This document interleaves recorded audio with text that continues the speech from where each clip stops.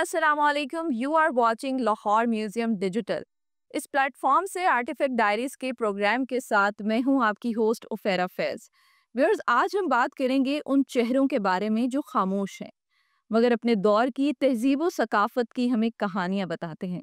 इस पर बात करने के लिए हमारे साथ मौजूद है मैडम इफ़त अजीम साहिबा, रिसर्चर हैं, लाहौर म्यूजियम से इनका ताल्लुक है। अस्सलाम वालेकुम मैम, कैसी हैं आप? वालेकुम अस्सलाम। अपने टॉपिक पर आने से पहले मैं जानना चाहूँगी कुछ आपके बारे में और साथ ही साथ हमें ये बताएँ कि लाहौर म्यूज़ियम के साथ आपका ये जो सफ़र है, ये कैसा है? देखिए, मैंने लाहौर अजाइब घर को 2007 में बतौर रिसर्च ऑफिसर ज्वाइन किया और फिर इसके साथ-साथ डिफरेंट जो गैलरीज़ हैं उसकी वक्तन-फ़वक्तन मैं इंचार्ज रही। जैसे मखतूतात, general gallery collection, Pakistan movement gallery और आर्ट्स एंड क्राफ्ट, और फिर सबसे आखिर में मेरे पास कॉइन्स कलेक्शन है जो कि 45,000 कॉइन्स पे है और तकरीबन 75% कलेक्शन पे वो बेस करती है, उसकी मैं इंचार्ज हूँ। और फिर 2007 से अब तक मैं लाहौर म्यूज़ियम में होने वाली बहुत सारी मेजर एग्ज़िबिशंस जो हैं उसमें तहकीक और जो तराजुम का शोबा है वो मेरे पास रहा है। और फिर इसके साथ-साथ और भी आपको एडमिनिस्ट्रेटिव टास्क्स होते हैं जो मिलते हैं, जैसे लाहौर म्यूज़ियम के रेगुलेशन की रिवीजन और अपग्रेड करने का काम था, वो भी मैंने 2012 में किया। तो ये जर्नी अमेज़िंग है जिसमें लर्निंग अपॉर्च्युनिटीज़ आपको हर दिन मिलती हैं और हर दिन आप ये कहते हैं कि आप कितना कम जानते थे। ज़बरदस्त। तो मैम, बड़ी क्यूरियोसिटी है मुझे भी और मेरे व्यूअर्स को भी ये जानने की कि आखिर ये जो मास्क हैं, इनके पीछे की क्या कहानी है? और जहाँ तक मैंने सुना है ये कहानी स्टार्ट होती है 19वीं सदी से। 3 जर्मन भाई थे जिनको इस मास्क के साथ मंसूब किया जाता है। क्या कहेंगे इस बारे में? जी, ये 3 भाई थे, रॉबर्ट, हेरमन एंड एडोल्फ। ये तीनों भाइयों को ब्रिटिश ईस्ट इंडिया कंपनी और प्रूशियन गवर्नमेंट के ताउन से एक हाई एशिया में एक साइंटिफिक मिशन को तरतीब दिया गया जिसमें इनको बाकायदा तौर पे तैनात किया गया। और ये मिशन 4 साल का था, लेकिन 1854 से 1858 के लिए प्लान था, लेकिन 1857 में ये वाइंड अप हो गया। और उसमें क्योंकि ये मिशन जियोलॉजिकल और जियोग्राफी पे मबनी था, लेकिन इसके साथ-साथ ये क्यूरियस बॉयज़ थे और इन्होंने यहाँ के जो लोगों के हेड कास्ट और फिर स्पेसिमेंस थे, हाथों के, पाँव के, यहाँ की आर्ट्स एंड क्राफ्ट और इसके साथ-साथ जियोलॉजिकल, बॉटेनिकल और ज़ूलॉजिकल कलेक्शन जो हैं, इन्होंने अपने साथ ये जर्मनी लेके गए। ठीक है। तो इंसान जब सफ़र पे निकलता है तो बहुत सी चीज़ें हैं जिनको वो एक्सपीरियंस करता है। कुछ ऐसी चीज़ें भी थीं जो इन 3 भाइयों ने अपने इस 4 साल के सफ़र में इग्नोर की? इग्नोर देखें, क्योंकि वो ज्योग्राफर थे। वो उस ज़माने में आपको कैमरे की हिस्ट्री अगर आप जान सकें तो 1839 में इंडिया में कैमरा आया और उस कैमरे को उठा के लेके जाना बहुत मुश्किल था, और वो भी हिमालय और इन जैसे इलाकों में।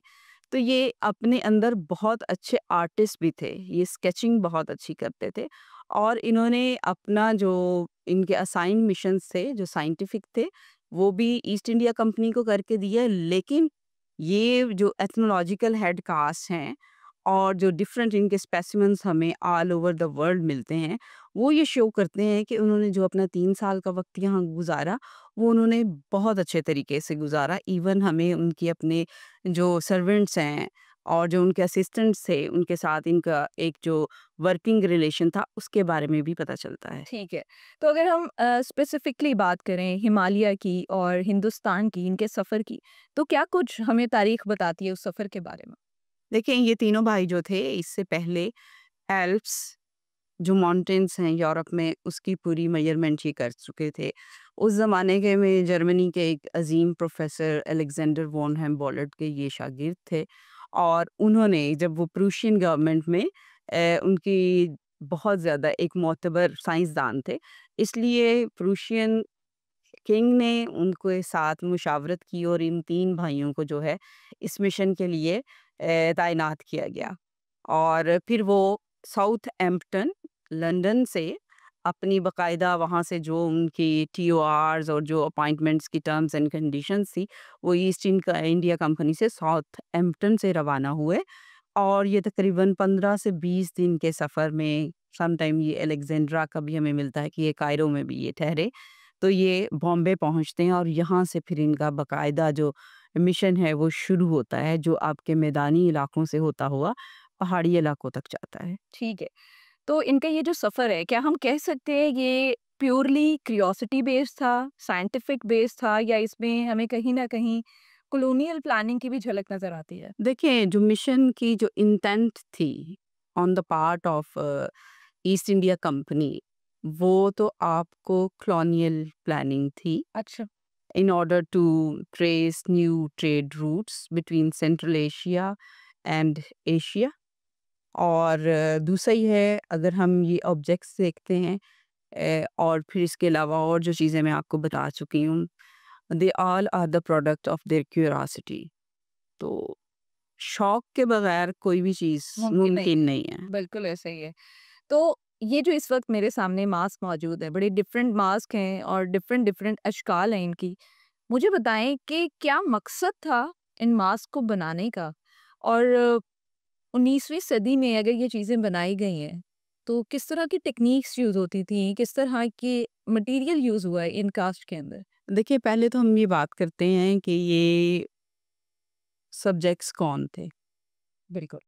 ये सब्जेक्ट्स ये सब वो हैं जो उनके साथ इन वन वे और द अदर उनके असिस्टेंट्स रहे, क्योंकि जब आप इनके वो साइंटिफिक मिशन के वॉल्यूम्स को पढ़ते हैं तो आपको पता चलता है कि वो पूरी एक कॉलोनियल सेटिंग की बात करते हैं कि अगर आप कहीं आपने पैगाम भिजवाना है तो आप किसी एक बंदे को मत भेजें, बल्कि एक कंपनी को भेजें, ताकि आपका पैगाम जो है वो सही तरीके से पहुंच जाए। वो शो करता है कि वो सीक्रेसी के भी कितने थे और साथ-साथ उनका लोगों पे एतमाद भी कितना था।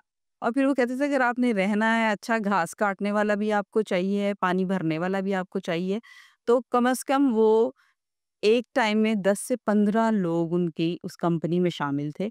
और इनमें से बहुत सारे ऐसे लोग हैं जिनके बारे में हमें उनकी प्रोसीडिंग्स को पढ़ते हैं तो हमें पता चलता है। जैसे अभी आप ये मास्क को देखेंगे, ये मोहम्मद अमीन का है, जो यारकन तुर्किस्तान का रहायशी था। और ये वो बंदा है जिसने इनके दरमियाना भाई, जिसका नाम अडोल्फ था, उसको अकम्पनी किया। और अनफॉर्चुनेट ये इस वजह से भी थे कि इनका जो भाई अडोल्फ था, उसकी काशगर में उसको कत्ल कर दिया गया। और जिस टाइम उसको कत्ल किया गया था, उसके साथ मोहम्मद अमीन मौजूद था। और फिर इसके अलावा हमें और भी बहुत सारे ऐसे मास्क मिलते हैं जो हमारी कलेक्शन, क्योंकि हमारे पास 50 कलेक्शन है मास्क की, और जिसमें हमें पता चलता है कुछ उनके हंटर्स के तौर पे सांतल ट्राइब है जो बहुत अच्छा शिकारी है, बंगाल का है, क्योंकि ये जोलॉजिकल स्पेसिमेंस भी इकट्ठे करते थे, तो उसके लिए आपके पास एक हंटर की फोर्स भी होना जरूरी था। तो ये वो सब लोग थे जिनको इन्होंने लिया। और आगे जब हम इसकी ये बात, अभी ये आपको मेटालिक नजर आ रहे हैं कि मेटल में है, लेकिन इसको बनाने का जो तरीका है वो बहुत वो जिसे कह सकते हैं आप कंट्रोवर्शियल भी उसको कह सकते हैं। और इस पे एक आर्टिकल जो है वो एंड्रयू जिमरमैन ने पहले लिख चुका है 2015 में। और उसने ये जो कॉलोनियल कॉर्पोरियलिटी का जो कॉन्सेप्ट है, पावर रिलेशंस का, कि जो है कॉलोनियल या कॉलोनाइज़र जो था हमेशा पावर में है, और जो उसके महकूम अवाम है उस पे वो तशद्दुद करके ये बना सकता है, लेकिन मेरा ये कॉन्सेप्ट नहीं है। अच्छा, क्योंकि आपका डिफरेंट है। जी, मेरा इस वज़ह से डिफरेंट है, क्योंकि जब मैं मोहम्मद अमीन को देखती हूँ, मैं मुराद को देखती हूँ, मैं जो एक ज्यूइश था, और वो भी इसी इलाके से ताल्लुक था उसका, सेंट्रल एशिया से। और फिर और डिफरेंट इनके पास इंडो पुर्तगीज़ इनके एम्प्लॉइज़ थे। उनके जब मैं नाम पढ़ती हूँ तो मुझे नहीं लगता, बल्कि देखें एक्सोटिसिज़्म ठीक है, यूरोप कहता है कि एशिया उसके लिए एग्ज़ॉटिक है, लेकिन मेरे ख़्याल में एशियंस के लिए भी यूरोपियन एक एग्ज़ॉटिक एग्ज़ैक्टली, बिल्कुल ऐसे है। अगर आप अभी भी अजायब घर में जाते हैं तो आप देखेंगे कि अगर आपको कोई फॉरेनर नज़र आता है तो पाकिस्तानी जो हैं आउट ऑफ कर्टसी जो हैं उसके इर्द-गिर्द इकट्ठे हो जाते हैं। हेलो। तो वो एक्सोटिसिज़्म उस ज़माने में भी था। हुँ। तो इसमें कोई रियलिटी का कोई इश्यू नहीं है। अच्छा, अभी आपने बताया कि ये मेटल के हैं, तो मैं ये जानना चाहती हूँ कि जब उस दौर में लोगों के ये कास्ट बनाए गए, तो क्या ये जो प्रोसीजर था, ये पेनफुल था प्रोसीजर? देखें, ये मेटल कास्ट बाद में बनी, अच्छा। और इसको बनाने से पहले प्लास्टर ऑफ पेरिस जो है उससे ओके। इसकी बनाई जाती है। यानी आप ये सोचें कि एक सिटर है, उसको आप ज़मीन पे लटाएँगे, हुँ। उसके चेहरे पे बाल उसके अच्छी तरह से आप बाँधेंगे, उसके चेहरे पे आप पोमेड मतलब जो पुराने ज़माने की वेज़लीन थी, आप उसको अच्छी तरह से ग्रीसी उसका चेहरा कान तक कर देंगे और जो उसका नाक वाला पोर्शन है, उसमें आप कॉटन बेस्ड या पेपर बेस्ड कोन्स बना के डालेंगे और फिर जो चूना है उसको पानी में घोल के थिक वो उसके चेहरे पे लगाएँगे और उससे कहेंगे कि वो हिलेगा भी नहीं।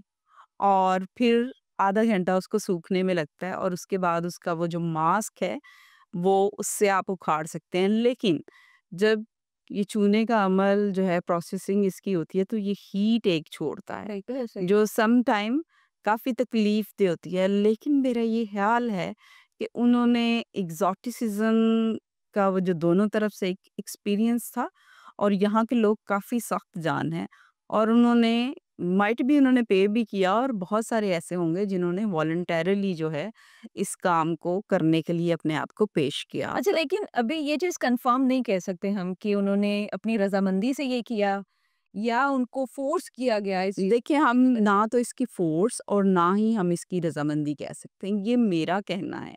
अगर मैं एंड्रयू ज़िमरमैन का मानती हूँ, तो उससे मुझे नज़र आता है कि वो कॉलोनियल पर्सपेक्टिव से बात कर रहा है। ओके। लेकिन मैं जब इनकी सेटिंग क्योंकि पूरी दुनिया में कहीं भी आपको 50 मास्क कहीं भी नहीं करेक्ट। मिलेंगे, क्योंकि अभी बहू-दाजी लाड म्यूज़ियम बॉम्बे में है, वहाँ पे आपको इनके 5 से 6 मिलते हैं। जब आपको 5 से 6 मिलते हैं, तो आपके पास एक कलेक्शन पूरी नहीं होती।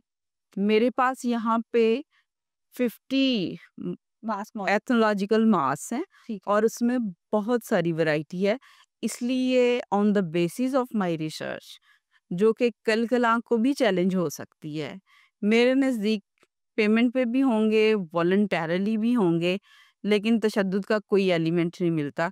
क्योंकि जब मैं इसकी कश्मीर की प्रोसीडिंग पढ़ती हूँ कि जब ये तीनों भाई कश्मीर में गए, तो वो जैसे उन्होंने लोगों के बारे में बताया था कि बल्ती मुसलमान थे और ये यारकन से आए हुए लोग थे, हमालिया के कुछ लोग थे, लाहौल से आए हुए और उनकी सारी और वो ये सारी कंपनी जो है मुझे यहाँ मिलती है।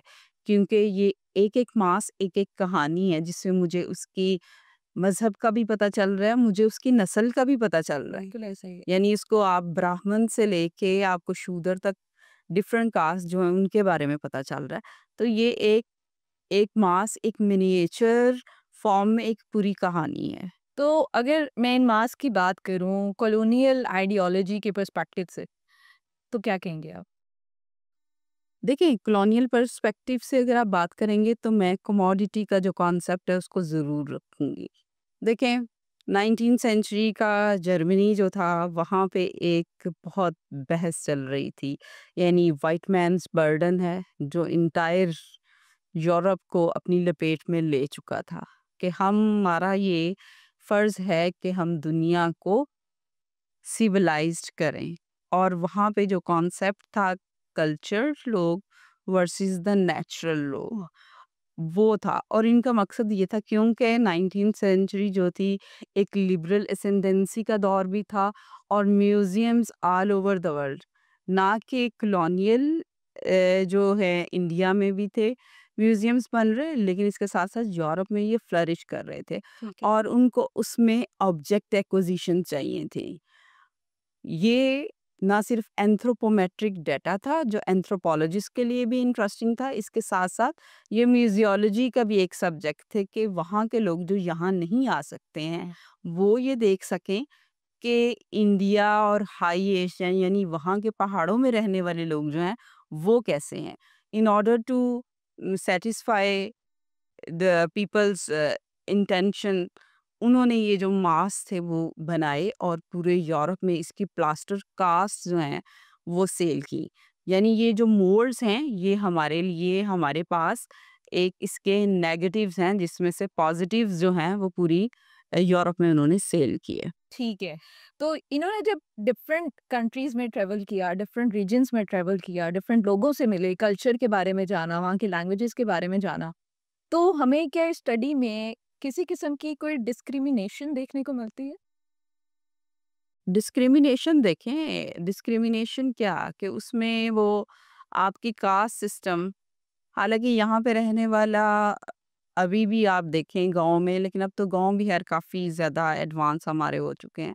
तो कभी कोई किसी को नाई, मोचियाँ, ये वो सारी चीज़ें, यानी इसने आके यहाँ पे जो यूरोपियंस हैं उन्होंने इस चीज़ को ज़्यादा आपके जो है ना चीज़ें वो एनहांस की, कि ये जो डिस्टिंक्शंस हैं।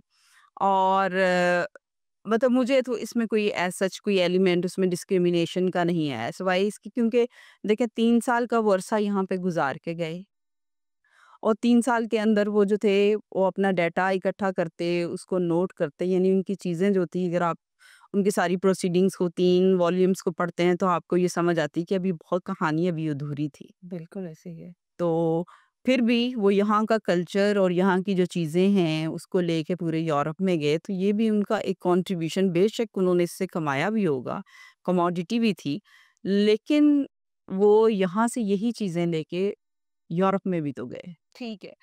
तो 275 मास्क थे टोटल, जिसमें से 50 जो हैं वो लाहौर म्यूज़ियम के हिस्से में आए। ये मास्क किस तरह से, किस सफ़र को तय करते हुए लाहौर म्यूज़ियम तक पहुँचे, ये जानना चाहते हैं।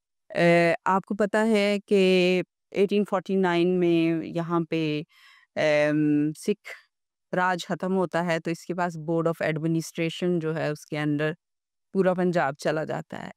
तो बोर्ड ऑफ एडमिनिस्ट्रेशन ने ये 1856 में डिसीजन किया कि पंजाब भर में जो है डिस्ट्रिक्ट म्यूज़ियम बनाए जाएँ। तो लाहौर अजाइब घर की बुनियाद एक डिस्ट्रिक्ट म्यूज़ियम के तौर पे 1856 में रखी गई और हमें उस वक़्त के फाइनेंशियल कमिश्नर मिस्टर थॉरंटन थे।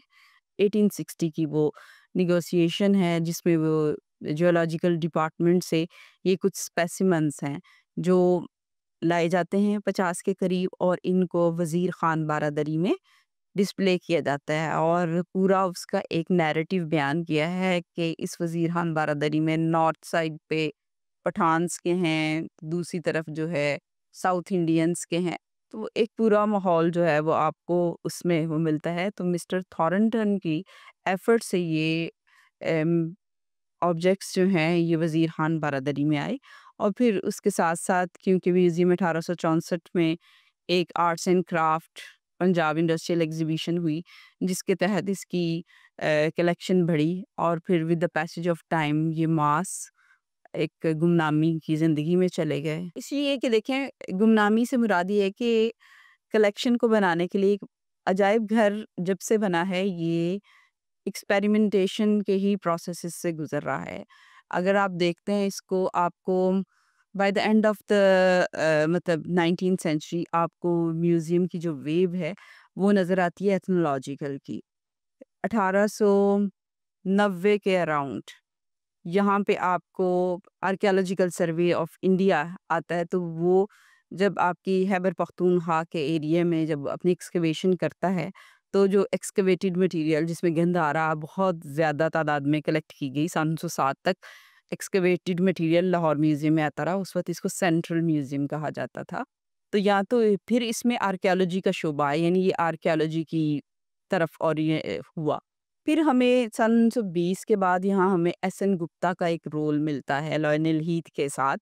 तो क्योंकि एसएन गुप्ता कलकत्ता से थे और बंगाल स्कूल से उनका ताल्लुक था और उन्होंने बहुत सारे इल्यूमिनेटेड मैन्युस्क्रिप्ट्स और जो हमारी गन पेंटिंग मिनिएचर पेंटिंग्स हैं वो उनके दौर में यहाँ पे आई। तो इसलिए लाहौर म्यूज़ियम जो है इसकी जो आप कह सकते हैं इसमें पैराडाइम शिफ्ट्स अपने आती नहीं हैं। वो इस हिसाब से कि कलेक्शंस कैसे आती। इसीलिए क्योंकि एथनोलॉजी का जो शोबा है हमारे यहाँ वो 1970 के बाद क्रिएट हुआ। ओके। यानी जिससे म्यूज़ियम का आगाज़ हुआ 1856 से जिसकी आगाज़ किया जा रहा है, वो एथनोलॉजिकल बेस्ड कलेक्शंस थी। लेकिन जो उसका कीपर की पोस्ट थी वो 1970 के बाद क्रिएट की गई। 1970 के बाद 1970 के बाद की Okay. क्रिएट की गई। तो इसलिए बहुत बड़ा गैप है। बहुत बड़ा गैप था। तो इसलिए ये मेरा ये ख़्याल है कि ये उसमें मिसिंग एलिमेंट में चले गए, ठीक है। जिसको हम कहते हैं म्यूजियम की टर्म में ऑर्फन ऑब्जेक्ट्स। ठीक है।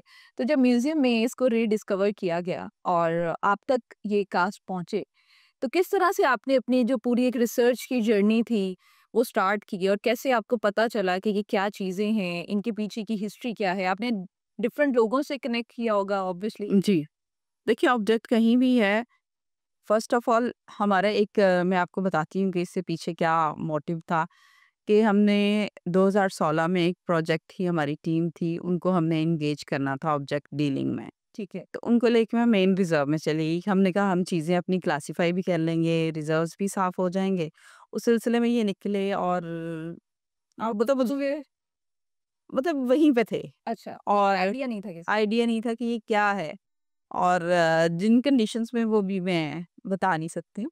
तो उसको हमने किया और मुझे ये बड़े अजीब से लगे कि ये क्या है और इसके ऊपर पूरा आपको इंसिग्निया मिलता है एथनोलॉजिकल वो श्लैगेनट्वाइट का और 1854। तो मैंने कहा ये कुछ ना कुछ ऐसा होगा। अब जब मैं मास में डालूँ तो उस ज़माने में आपको सिर्फ़ जो है डेथ मास का ही ज़िक्र मिलता, ज़िंदा बंदों पे कभी भी नहीं मिलता था। तो मुझे ये क्यूरियोसिटी रही, फिर मैंने वो किया British museum, British library, Indian museum Calcutta और फिर मैंने बर्लिन म्यूज़ियम जो है उनके साथ नेगोशिएशन की कि इस तरह से हमें मास्क मिले हैं तो आप काइंडली मुझे बताएँ। फिर सिवाय ब्रिटिश लाइब्रेरी के मुझे किसी ने रिस्पॉन्स नहीं दिया और बल्कि ब्रिटिश म्यूज़ियम और वीएनए से भी और उन्होंने कहा कि हमारी सेकंड वर्ल्ड वॉर में हमें लगता है कि हमारी ये चीज़ें जो हैं वैनिश हो चुकी हैं। ओके। तो फिर वहाँ से उन्होंने मुझे आर्मिटेज का एक आर्टिकल था कि श्लैगेनट्वाइट कौन थे, उसको मैंने पढ़ा, उससे मेरी क्यूरियोसिटी बढ़ी। फिर इन मैंने ऑब्जेक्ट्स की सबसे पहले तो इन्वेंट्री की। इन्वेंट्री में क्या होता है कि आप उस वक़्त क्लासिफ़िकेशन शामिल नहीं होती। आप ऑब्जेक्ट को ऑब्जेक्ट बाय ऑब्जेक्ट आप इसको एंटर करते हैं। जब मेरे 50 ऑब्जेक्ट्स की एंट्री पूरी, इसकी लेंथ, विड्थ, ऊपर क्या लिखा है, इसके मतलब फेशियल एक्सप्रेशंस इसके कैसे हैं, वो सब चीज़ें मैंने नोट की। तो उससे मुझे पता चला, ओह! इसमें तो कैटेगराइज़ेशन है और इसमें ख़वातीन भी हैं, आदमी हैं, ओह! इसमें तो डिफ़रेंट ज़ातें हैं, अच्छा इसमें तो इलाके डिफ़रेंट हैं। तो फिर मैंने क्या किया कि मैंने इसकी ब्रॉडर कैटेगरीज़ कर लीं। जैसे मेरे पास बल्ती, तिब्बत का एरिया, उसके मेरे पास 8 आते हैं, तो 8 मैंने उसमें कर लिए हैं कि उसमें जी इतने ये सारे के सारे मुस्लिम्स हैं, उनकी डिफरेंट मतलब क्लासिफ़िकेशन कर ली। तो ये जो चीज़ें हैं, हमारा बेसिक काम यही कलेक्शन ऐसे ही बनती है कि पहले वो एक रॉ फॉर्म में होती है और फिर जब उससे सिमिलर चीज़ें आपको मिलती हैं, तो फिर वो एक कलेक्शन की फॉर्म में आती है। ठीक। तो ये वो सारी चीज़ें थी। बड़ी इंटरेस्टिंग जर्नी है ये जी। थ्रूआउट। तो मैम पंजाब सेक्रेटेरिएट आर्काइव में इनका रिकॉर्ड का होना किस बात की निशानदेही करता है? इस बात की निशानदेही करता है कि हमारा रिकॉर्ड जो है या हमारी तारीख जो है वो महफूज हाथों में है। सिर्फ़ और सिर्फ़ ज़रूरत ये है कि इदारे देखें, पंजाब आर्काइव्स अब खुद तो लाहौर अजाइब घर से रिलेटेड जो मटीरियल है वो यहाँ नहीं देने आएगा। इसी तरह से लाहौर म्यूज़ियम को भी ये नहीं पता है कि उसका रिकॉर्ड जो है वो लाहौर फोर्ट में भी है, उसका रिकॉर्ड एनसीए में भी है, उसका रिकॉर्ड पंजाब आर्काइव्स में भी है। तो बात सिर्फ़ और सिर्फ़ ये है कि आपस में कोऑर्डिनेशन की ज़रूरत है कि इन सारे कल्चरल जो इंस्टीट्यूशंस हैं, इनका आपस में एमओयू हो, यहाँ पे रिसर्चर एक-दूसरे के पास जाएँ, ऑब्जेक्ट तक एक्सेस दी जाए, फाइल्स तक एक्सेस दी जाए और आपके ऑब्जेक्ट्स जो है एज़ अ म्यूज़ियोलॉजिस्ट इनके प्रोवेनांस कंप्लीट हो सकें। हमें इनकी तारीख मिल सके कि ये कब आए। क्योंकि म्यूज़ियम ऑथेंटिसिटी पे बेस करता है और ऑथेंटिसिटी तभी होती है जब आपको ये पता होता है कि आप एक वैलिड टाइटल के साथ एक ऑब्जेक्ट आपके म्यूज़ियम में सारी ज़िंदगी के लिए आ चुका है, जो आपकी ज़िम्मेदारी है और आने वाली नस्लों के लिए भी एक ज़िम्मेदारी होगी। ज़बरदस्त। मैम लास्ट में ये चीज़ जानना चाहूँगी कि म्यूज़ियम जब भी कुछ रीडिस्कवर करता है, तो उसके ऊपर एक तहकीक का जो पूरा प्रोसेस है, वो दोबारा शुरू होता है। उसके ऊपर दोबारा से किस्से लिखे जाते हैं। आप इन मास को आज के दौर से किस तरीके से रिलेट करती हैं? देखिए, हमारा काम ये है कि हम एक जो अपनी तहकीक को उसको मंजर आम पे लाएं। तहकीक आपकी रिटर्न फॉर्म में भी होती है और एक इसकी बेहतरीन जो म्यूज़ियम या पाकिस्तान के पर्सपेक्टिव वो इसकी नुमाइश होती है। मेरा काम ये था कि मैं इन चीज़ों को एक ज़ुबान दूँ अपने पर्सपेक्टिव से, क्योंकि क्यूरेटर की जो पावर है, हम भी एक तरह से कॉलोनियल्स हैं नो डाउट। और हम भी जो अपनी पावर ऑब्जेक्ट को डिसाइफर करने में लगाते हैं, उसको डिनाई करना भी काफ़ी मुश्किल होता है। लेकिन फिर भी डिनायल के लिए हम तैयार हैं इसके। तो उसके लिए हमने पूरी एग्ज़िबिशन की, काफ़ी अच्छा हमें इसमें रिव्यू भी आया और ये है कि मतलब इन पे काम होना चाहिए। इन जो मास हैं इनको, चाहे वो आपके एंथ्रोपोलॉजी के स्टूडेंट्स हों, आपके आर्ट्स एंड क्राफ्ट के स्टूडेंट्स हों, तो उनको इन पे काम करना चाहिए। और जहाँ तक बात है कि इसको रिलेट करने वाली बात है, तो हमें अपनी ये देखें, अंग्रेज़ का देखें, यूरोपियंस को हम कह सकते हैं कि वो किसी भी इलाके में रूल करने के लिए वो पहले वहाँ के लोगों को देखता है, उनकी बूदोबाश को देखता है, फिर वो प्लानिंग करता है और हमेशा वही प्लानिंग सक्सेसफुल होती है जब आप अपने लोगों को जानें। मैं तो ये समझती हूँ कि लोग कहते थे कि मतलब हम अपने बड़ों से कि सबसे पहले अपने आप को जानो, फिर अपने आप को पहचानो। पहचानो, फिर उसके बाद जो है वो चीज़ें होंगी। जैसे कानून में हमें एक पढ़ाया जाता था, नो थायसेल्फ, नो थाय लॉ, नो थाय जज। तो इसी तरह से जब आप अपने लोगों को, उनके मसाइल को समझोगे, प्लानिंग अच्छी होगी, एग्ज़ीक्यूशन अच्छी होगी और फिर इन द एंड एक अच्छी सोसाइटी जो है, आप उसको फ़ॉर्म कर सकेंगे। No doubt. Thank you so much ma'am for your time. Viewers, end में मैं ये चीज़ कहना चाहूँगी कि जब तक हम ये ना जान पाएँ कि हम कहाँ से ताल्लुक़ रखते हैं, हमारी रूट्स क्या हैं, हम किस खित्ते से बिलॉन्ग करते हैं, तब तक किसी भी मुल्क के लिए, किसी भी कौम के लिए तरक्की पाना थोड़ा मुश्किल हो जाता है। इसी के साथ मुझे इजाज़त दीजिए, एक नए प्रोग्राम के साथ, एक नए आर्टिफ़ैक्ट के साथ, एक नई कहानी के साथ एक बार फिर से हाज़िर होंगे। तब तक देखते रहिए लाहौर म्यूज़ियम डिजिटल।